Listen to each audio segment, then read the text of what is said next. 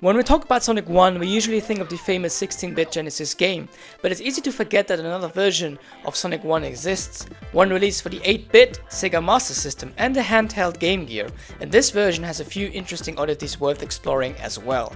While its 16-bit game was being developed, Sega hired composer and developer Yuzo Koshiro, who had just co-founded his company Ancient, to create a version of Sonic 1 for the Game Gear, marking the studio's very first release. But developing this 8-bit version was challenging. A direct port of the Genesis game wasn't possible, so the team had to rebuild the game from scratch. Early on, the goal was to recreate the original as closely as possible. But as development progressed, more and more new ideas were introduced under Sega's supervision. The result was a very different game. Some familiar zones remained, but others were replaced with entirely new stages, and because the Master System was still active at the time, Ancient also developed a separate version for that console.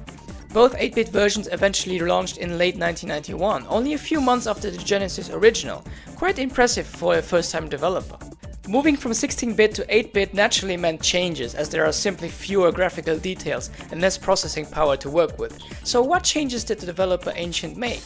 While the story remains the same, Sonic vs. Eggman basically, the gameplay and structure are quite different. The Genesis version is a platformer built around momentum, with levels designed for loop-de-loops and fast movement. The 8-bit version, however, places less emphasis on speed, largely because those large vertical structures like loop-de-loops aren't present. Visually, everything had to be scaled down for the Master System and the Game Gear screens, resulting in different sprite assets and simple environments. The zone order also changed. You still start in Green Hill Zone, but then you move on to Bridge Zone and Jungle Zone, skipping Genesis levels like Marble Zone and Springyard Zone. Both versions do include Labyrinth Zone and Scrap Brain Zone, but the 8-bit game then ends with another new stage called Skybase Zone. Even the special stages are entirely different, so calling the 8-bit release a simple port isn't really accurate. It's essentially its own version of Sonic 1, sharing the same premise but with a different gameplay experience. Wait, didn't I mention earlier that there are two versions of the 8-bit game, one for the Master System and one for the Game Gear? The biggest difference comes down to screen resolution. The Master System displays a larger play area, while the Game Gear's smaller screen meant many sprites had to be redrawn or adjusted. Even Sonic's sprite looks quite different.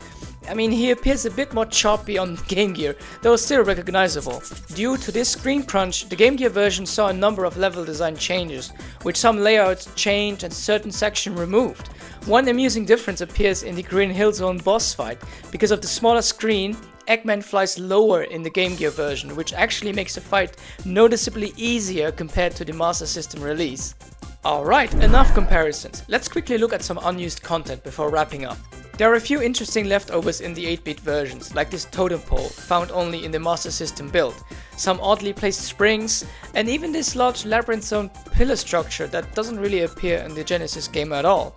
There are some more unused tiles for Skybase Zone, which you can see right here, and on the enemy side we've even got Neutron and Batbrain that seem to have been planned as well, with these unused graphics still hidden in Green Hill Zone's tile set.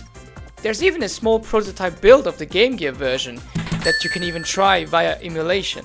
It's very limited, only Green Hill Zone Act 1 is playable and other stages can only be accessed by hacking. But beware, these stages are quite unstable and mostly incomplete. And with that, it's time to wrap up this ODDWARE episode, an interesting look at the version of Sonic 1 that's often overlooked. You could almost say there are three different Sonic 1s. The Genesis, the Master System and the Game Gear version. Okay, maybe I spoke too soon. But that's it for now. Next time we move on to the development of Sonic 2. Until then, have fun and take care.